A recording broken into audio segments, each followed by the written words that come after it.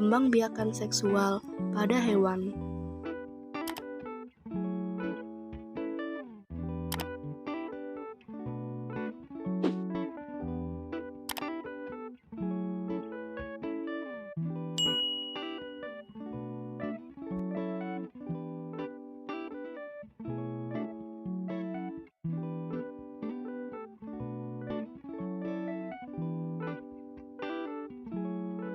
Sebelum kita masuk ke materi, sebelumnya apakah kalian sudah tahu apa itu berkembang biak? Berkembang biak adalah proses di mana makhluk hidup bertambah banyak, supaya nantinya spesies yang sejenisnya tidak akan punah. Sebagian besar hewan berkembang biak secara seksual, yaitu perkembangbiakan yang terjadi melalui proses perkawinan antara hewan jantan dan hewan betina. Melalui proses perkawinan ini akan terjadi proses fertilisasi, yaitu proses peleburan inti sel sperma dan inti sel telur. Proses fertilisasi ini akan menghasilkan zigot. Selanjutnya, zigot akan berkembang menjadi embrio atau calon anak. Dan pada tahap selanjutnya, embrio akan berkembang menjadi individu baru. Proses fertilisasi ini dapat terjadi melalui dua cara. Cara yang pertama adalah fertilisasi internal. Terjadi apabila proses peleburan inti sel telur dan inti sel sperma terjadi di dalam tubuh induk betina. Contohnya seperti pada hewan mamalia, reptil, dan burung.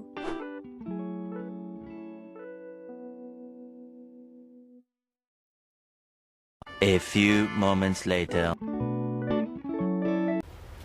Wait a minute. Cara yang kedua adalah fertilisasi eksternal. Terjadi apabila proses peleburan inti sel telur dan inti sel sperma terjadi di luar tubuh induk betina.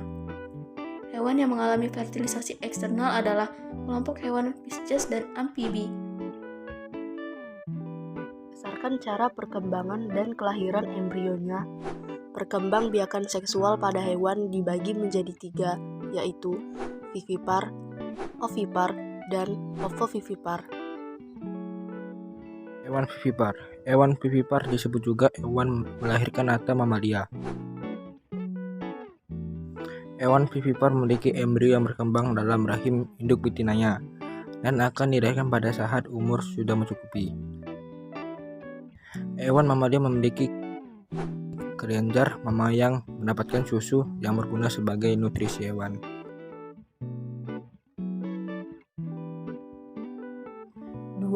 Hewan ovipar. Hewan ovipar disebut juga dengan hewan bertelur. Pada hewan ovipar, embrionya berkembang di dalam telur, lalu nantinya telur ini akan dikeluarkan dari dalam tubuh induk betina. Pada hewan-hewan tertentu, seperti penyu, ikan mujair, dan katak, dapat menghasilkan puluhan hingga ratusan telur setiap kali bertelur. Tetapi, tidak semua telur dapat bertahan karena adanya predator, ombak, dan arus laut yang mengancam kehidupannya. Dari mana embrio yang ada di dalam telur mendapatkan makanan? Simak penjelasan ini. Berikut struktur bagian dalam telur. Kuning telur dan putih telur merupakan cadangan makanan bagi embrio yang sedang tumbuh. Kuning telur mengandung protein, lemak, ion, fosfor, zat besi, pigmen karoten, dan air. Putih telur tersusun atas protein, albumin, air, ion, dan mineral. Kalaza berfungsi menjaga telur agar tetap berada di tempatnya. Cangkang telur pelindung telur dari kerusakan baik goncangan maupun pelindungan dari kuman penyakit. 3. Hewan ovovivipar. Hewan ovovivipar bisa disebut juga dengan hewan bertelur dan melahirkan. Pada hewan ovovivipar, embrionya berkembang di dalam telur. Jika sudah memasuki masanya, telur akan menetas di dalam tubuh induk. Barulah nantinya anak tersebut akan dilahirkan. Berikut contoh dari perkembangbiakan seksual pada kelompok hewan ovovivipar. Saat menemukan pasangan yang cocok, kuda laut akan saling mengaitkan ujung ekornya satu sama lain. Uniknya, di sini kuda laut jantanlah yang akan hamil, karena memiliki kantung pengeraman. Saat betina berhasil mentransfer ribuan sel telurnya ke kantung pengeraman, maka jantan akan segera melepaskan sel spermanya untuk membuahi.